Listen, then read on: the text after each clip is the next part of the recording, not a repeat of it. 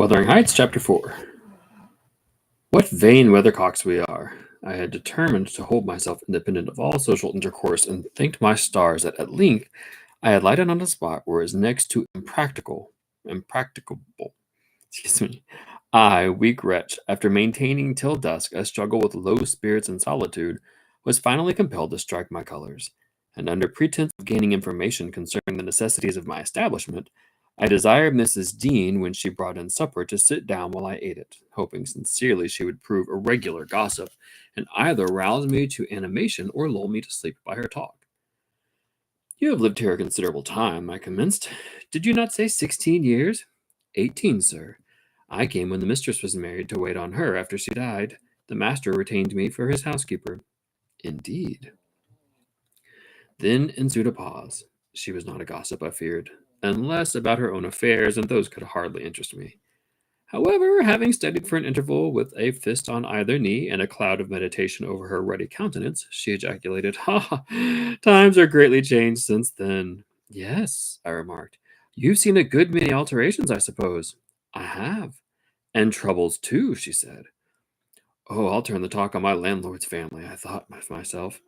"A good subject to start. And that pretty girl widow, I should like to know her history, whether she be a native of this country, or, as is more probable, an exotic that the surly indigene will not recognize for kin." With this intention, I asked Mrs. Dean why Heathcliff let Thrushcross Grange, and preferred living in a situation and residence so much inferior. "Is he not rich enough to keep the estate in good order?" I inquired. "Rich, sir!" she returned.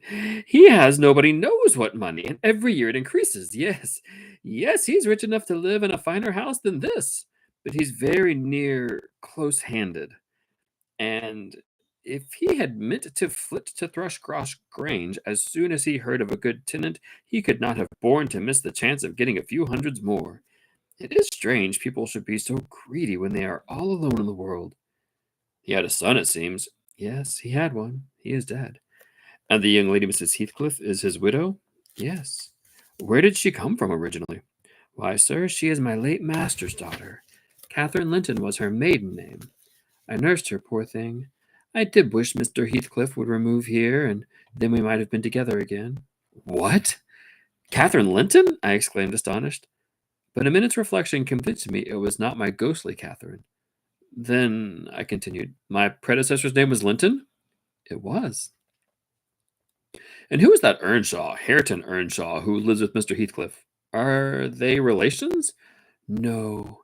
He is the late Mrs. Linton's nephew." "The young lady's cousin, then?" "Yes. And her husband was her cousin also, one of the mother's side, the other on the father's side. Heathcliff married Mr. Linton's sister." "I see the house at Wuthering Heights has Earnshaw carved over the front door. Are they an old family?" "Very old, sir. And Hareton is the last of them, as our Miss Cathy is of us, I mean, of the Lintons. Have you been to Wuthering Heights? I beg pardon for asking, but I should like to hear how it is." "Mrs. Heathcliff? She looked very well, and very handsome, yet I think not very happy." "Oh dear, I don't wonder. And how did you like the master?" "A rough fellow, rather, Mrs. Dean. Is not that his character?" "Rough as a saw's edge and hard as a whinstone. The less him the better." "He must have had some ups and downs in his life to make him such a churl. Do you know anything of his history?" "It's a cuckoo, sir. I know all about it, except where he was born, and who were his parents, and how he got his money at first.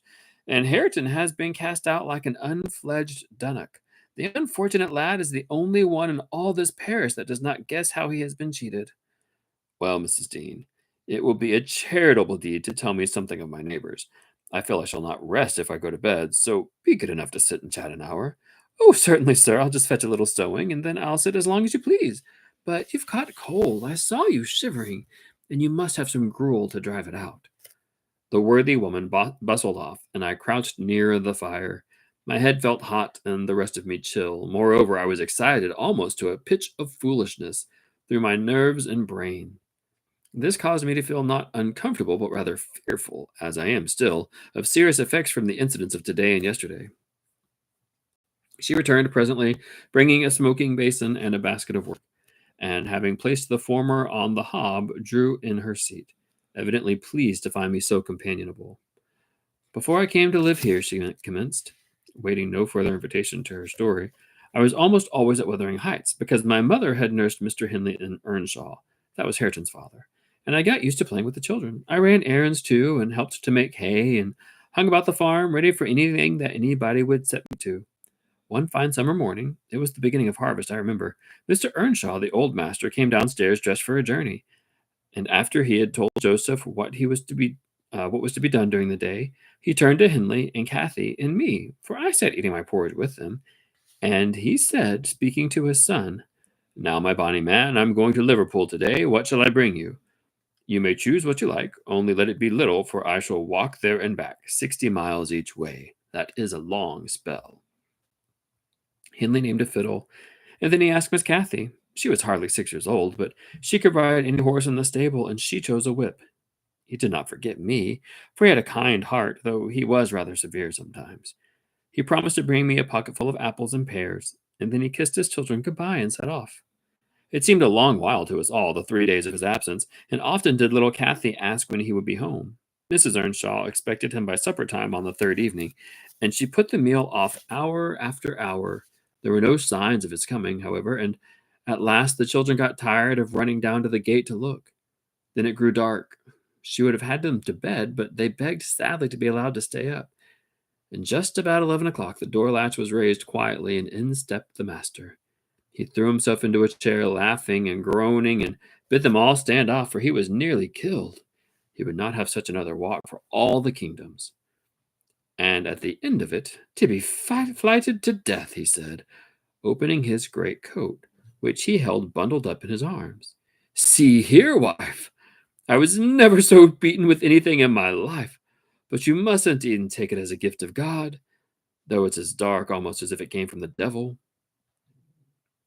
We crowded round, and over Miss Kathy's head I had a peep at a dirty, ragged, black-haired child, big enough both to walk and talk.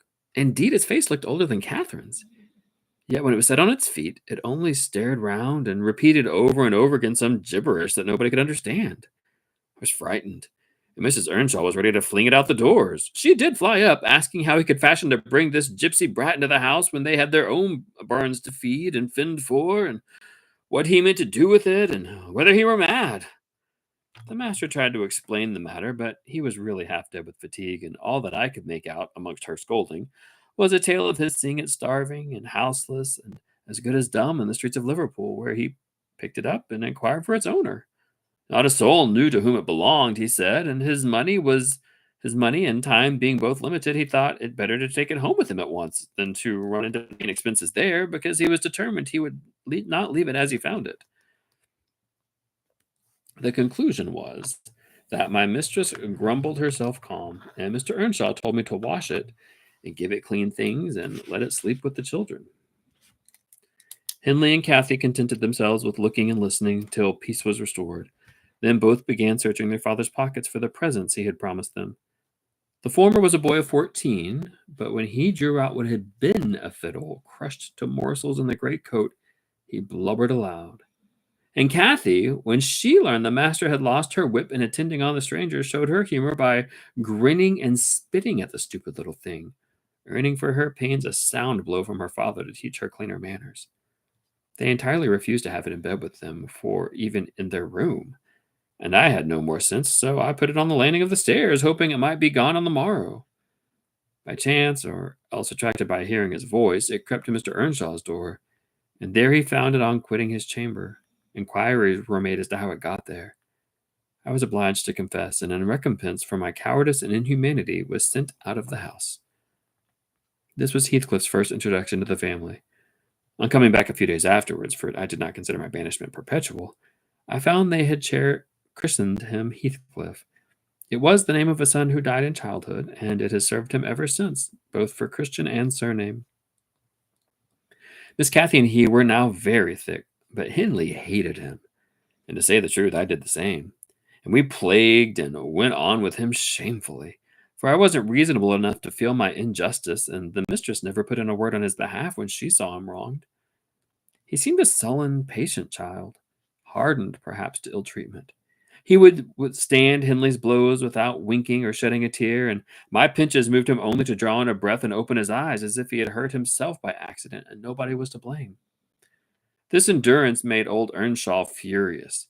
When he discovered his son persecuting the poor fatherless child, as he called him, he took to Heathcliff strangely, believing all he said. For that matter, he said precious little and generally the truth, and petting him up far above Cathy, who was too mischievous and wayward for a favorite.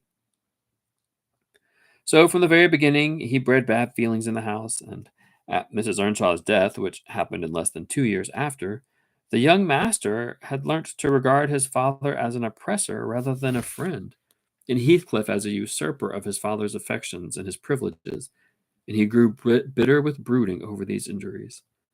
I sympathized a while, but when the children fell ill of the measles and I had to tend them and take on me the cares of a woman at once, I changed my ideas.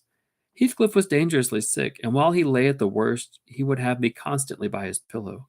I suppose he felt I did a good deal for him, and he hadn't the wit to guess that I was compelled to do it.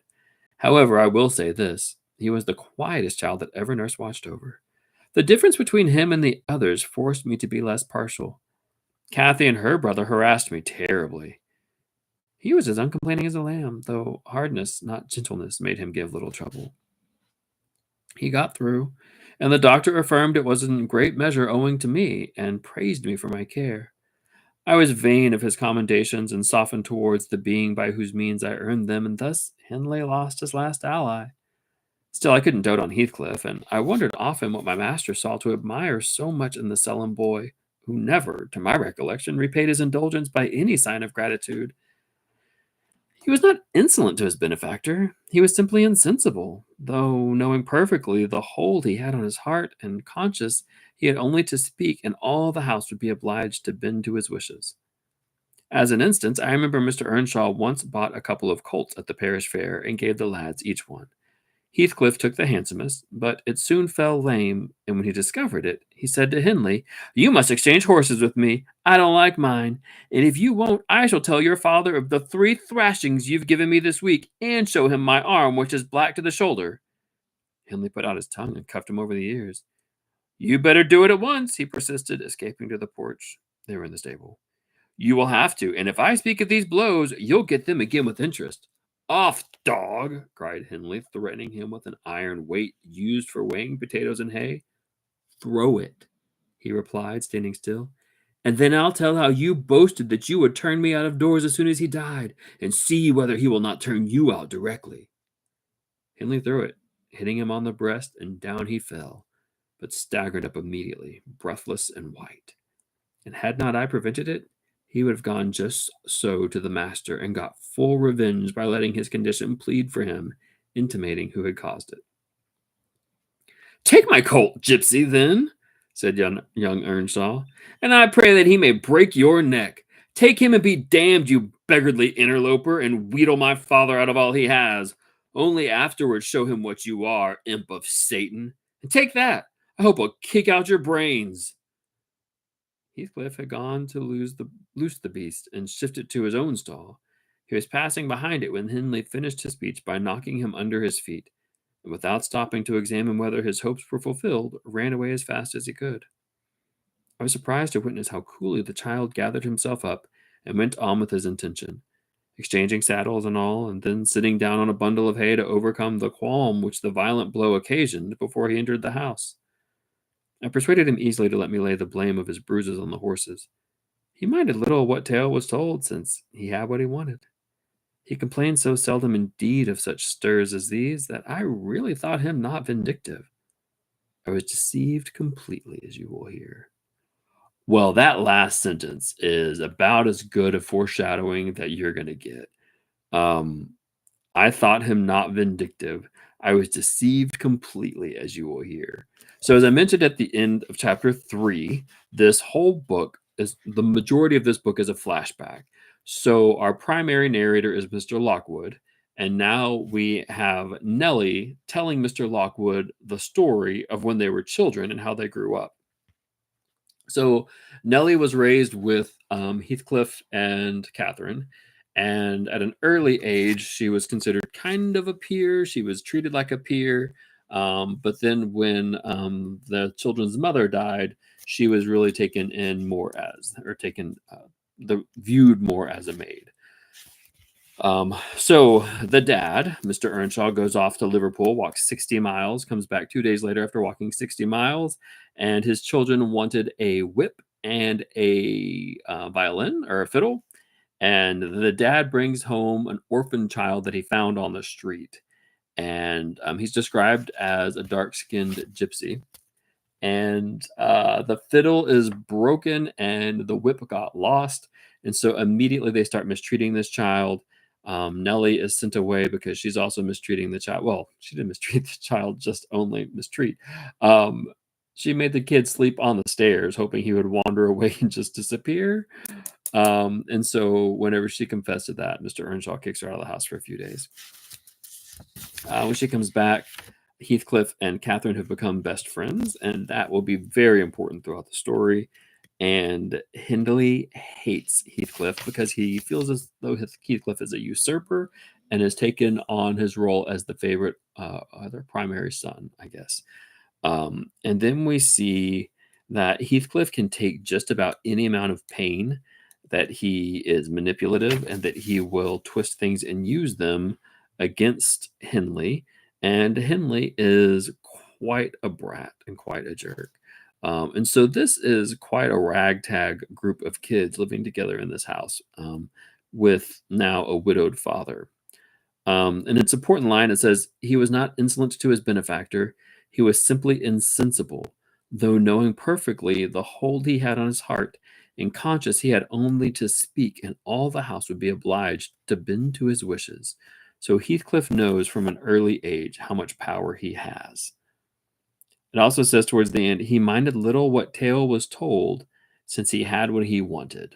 Heathcliff always gets what he wants. So that's the end of chapter 4. We'll be back in the next day or two for chapter 5. If you're enjoying this, I've read all of 1984 and all of Frankenstein on my YouTube channels, as well as some short stories and quite a few poems. If you are so inclined, feel free to like and subscribe, and you'll catch up when we read chapter 5. Thank you very much.